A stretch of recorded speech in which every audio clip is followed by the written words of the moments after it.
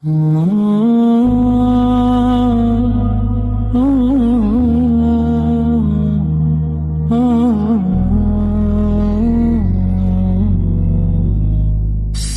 Online TV, قل الحق وإن كان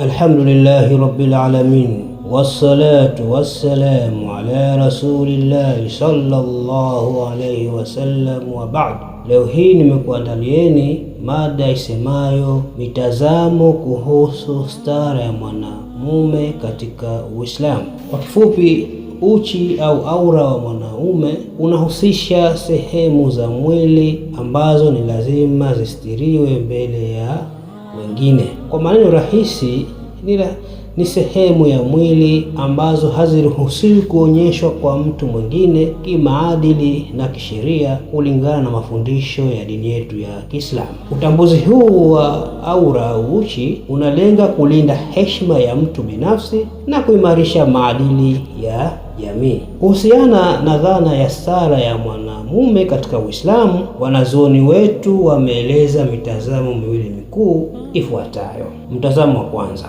uchi wa mwanamume ni kuanzia kitovu hadi magotini. Mtazamo wa kwanza: uchi wa mwanaume ni kuanzia kitovu hadi magotini. Mtazamo huu ni miongoni mwa mitazamo inayokubalika na kuungwa mkono na wazuoni wengi wa fikhi ya Kiislamu, wakiwemo Imamu Abu Hanifa, Imamu Malik na Imamu Shafi. Kwa mujibu wa rai yao, mwanaume analazimika kufunika sehemu yote ya mwili kuanzia kitovuni hadi magotini, kwani eneo hili linahesabika kuwa ni sehemu ya uchi unaopaswa kustiriwa kwa Muislamu mwanamume. Dalili kutoka hadithi. Maulama wetu wanaoshikilia mtazamo huu wanategemea hadithi kadhaa za Mtume. Miongoni mwazo ni hii inayosimuliwa na khalifa wetu wa nne ambaye anajulikana Ali ibn Abi Talib, ambapo Mtume amesema, la tuberis fakhidhak wala tanzur ila fakhidhi hayyin wala mayyit. La tuberis fakhidhak wala tanzur ila fakhidhi hayyin wala mayyit. Usifunue paja lako wala usiangalie paja la aliye hai wala aliyekufa. Hadithi hii inapatikana kwa Abu Daud na Ibnu Majah. Vile vile kuna hadithi ya Jarhad al-Aslami radhiyallahu anhu, ambapo Mtume alimuona akiwa amefunua paja lake, na Mtume alisema, ghatti fakhidhak fa innal fakhidha aura, ghatti fakhidhak fa innal fakhidha aura, funika paja lako kwani hakika paja ni sehemu ya uchi. Hadithi hii inapatikana Jamiu at-Tirmidhi. Kwa msingi wa dalili hizi mbili za hadithi kama tulivyozibainisha hapo juu, wanazuoni hawa wenye kuegemea na mtazamo huu wamehitimisha kuwa paja ni sehemu ya uchi wa mwanamume, na hivyo ni wajibu kwa mwanaume kulistiri. Hali hii inapelekea kufasiri kuwa mipaka ya uchi kwa mwanaume inaanzia kitovuni hadi magotini. Hii ndiyo walivyokwenda mtazamo huu wa kwanza juu ya uchi wa mwanamume au unaopaswa kustiriwa. Tuendelee na mtazamo wa pili. Uchi wa mwanaume ni tupu ya mbele na nyuma. Mtazamo wa pili: uchi wa mwanamume ni tupu ya mbele na nyuma. Kwa mtazamo huu unaungwa mkono na baadhi ya masahaba wa Mtume, wakiwemo Abu Huraira, Abdullah ibn Umar na Anas ibn Malik. Wanazuoni wengine wanaunga mkono mtazamo huu pia ni Said ibn al-Musayyib, Imamu Ahmad ibn Hanbal, Imamu Sufyan al-Thawri na al-Hasan al-Basri. Wamesema kwamba paja si sehemu ya uchi wa mwanaume.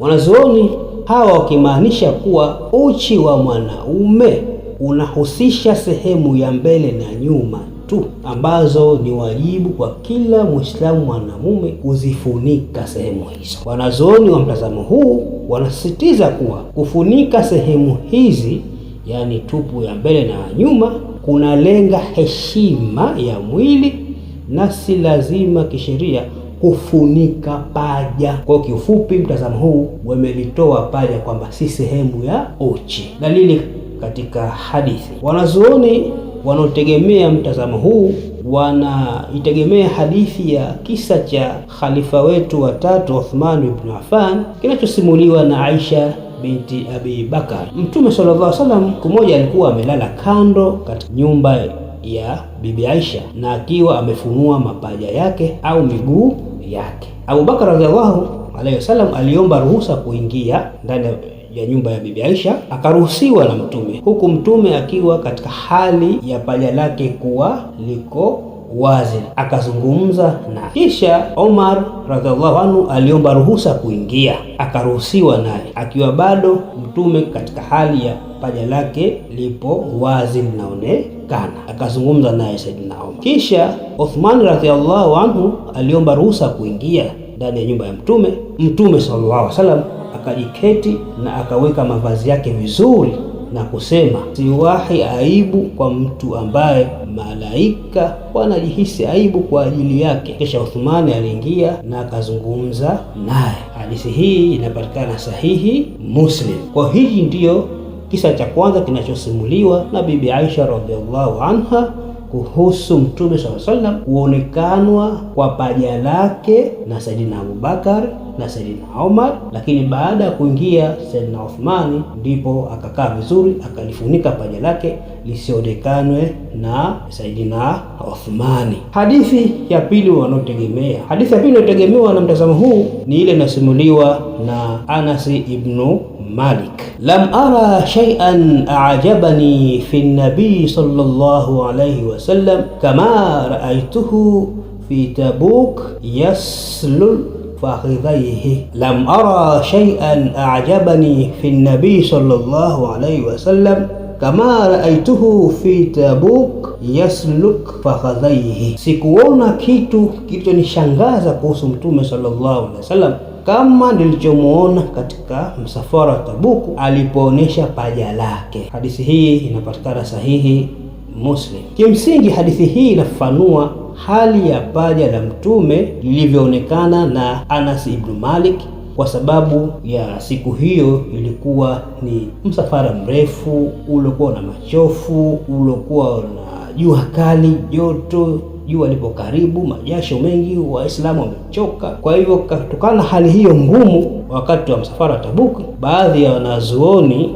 hasa madhehebu ya Hanbali walitumia hadithi hii iliyosimuliwa na Anas bin Malik kwamba limeonekana paja lake siku ya msafara wa Tabuk na kusema kuwa paja si uchi kamili, kwa sababu Mtume sallallahu alaihi wasallam alilifunua wakati wa msafara wa Tabuk, na kama alivyosema Anas ibn Malik kwamba yeye alilishuhudia paja la Mtume likiwa wazi. Ndugu zangu, kwa ujumla kuhusu stara ya Muislamu mwanamume, wanazuoni wameshughulikia mitazamo miwili mikuu. Mtazamo wa kwanza unaeleza kuwa sehemu za uchi wa mwanamume huanzia kitovuni hadi magotini, na sehemu hizi ni wajibu kufunikwa kwa kila Muislamu mwanamume aliyebaligha. Mtazamo wa pili unashauri kwamba uchi wa mwanamume unapaswa kufunikwa kwa sehemu ya tupu ya mbele na tupu ya nyuma, huku ufunikaji wa paja ukizingatiwa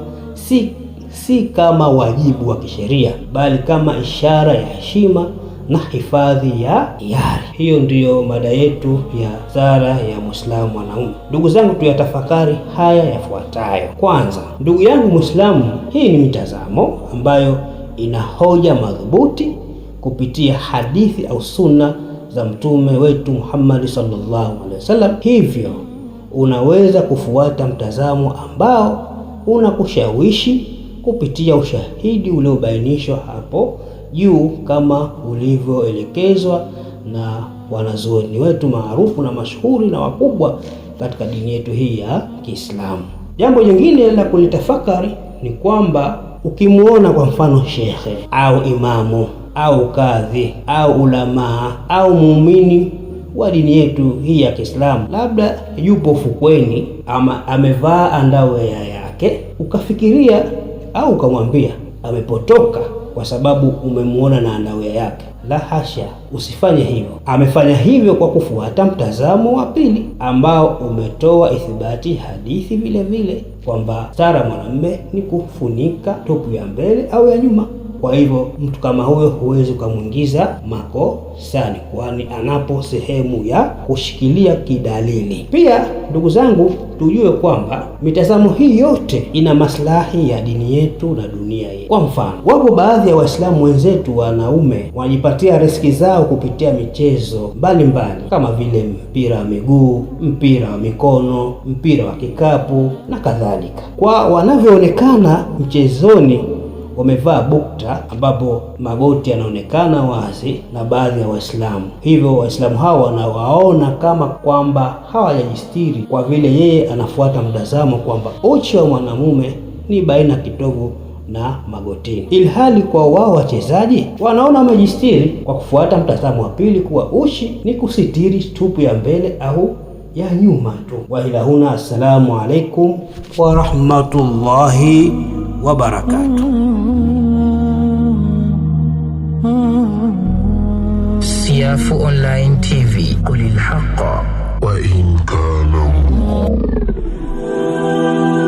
Hii hapa ni dawa ya pumu. Kama unateseka na pumu ya kurisi au pumu ya ukubwani, usipate tabu, tumia dawa yetu hii. Nadhani mnaiona hiyo dawa, mnavyoiona ndo ilivyo. Hata ukija kwangu ukitaka dawa ya pumu utapata dawa ya aina hiyo hapo mnayoiona hapo. Hiyo iko nusu. Dawa ya siafu ya pumu haijai, hiyo ni lita 1.5, iko nusu. Kama kuna mtu ana pumu ya kurisi ama pumu ya ukubwani, labda asipate tabu, atatumia dawa hiyo ya kupunguza na kuondoa kabisa matatizo ya pumu sugu. Hiyo ni tiba ya uhakika na salama na isiyo na madhara wala kemikali. Hapo ni asali na mambo mengine. Rudisha pumzi yako, rudisha nguvu zako na uishi maisha bila ya hofu ya kushindwa kupumua. Yoyote yule anatumia, mkubwa mdogo, kike kiume, watoto wao ndo nawataka sana muwalete, musiwaache isije ikawa kubwa hiyo. Lakini pia ukiacha mbali na dawa hiyo hapo ya pumu, dawa mnayoiona hapo ndo nataka nizungumzie. Dawa hiyo inaitwa asali tiba. Hilo ndo jina ambalo mimi nimeita. Hiyo ni asali tiba. Wengi wenu mnaijua dawa ya Cuba. Dawa ya Cuba ile kazi yake ni kutibu mashaka ya masturbation, lakini dawa ya Cuba haiwasaidii watu wenye pressure, haiwasaidii watu wenye sukari. Dawa ya Cuba hii ni kwa ajili ya vijana ambao moto umo tayari. Nikizungumzia moto nadhani mnaelewa, moto umo lakini wanashindwa tu kuendelea na safari. Kwa hiyo dawa ya Cuba ndio inadili na kuendelea tu safari. Dawa ya Cuba haimarishi ume. Dawa ya Cuba haitibu tatizo la mwanaume ambaye hana nguvu za kiume kabisa. Dawa ya Cuba ipo kwa ajili ya wanaume ambao wanazo nguvu za kiume ila tutendo linakuwa fupi. Ndio dawa ya Cuba. Sasa hiyo hapo mnayoona hapo asali tiba, hiyo ndio dawa ya msingi kwa kila mwanaume kutumia. Dawa ya Cuba anaitumia mwanaume ambaye tayari ameshaoa. Lazima uwe umeoa ndio utumie dawa ya Cuba. Mr. Kidhambi wazee, lazima uwe umeoa. Lakini asali tiba hii hapa mnayoona hapo, dawa hiyo anatumia yoyote. Dawa hiyo hapo asali tiba anatumia mwanaume yoyote. Wewe kijana ambaye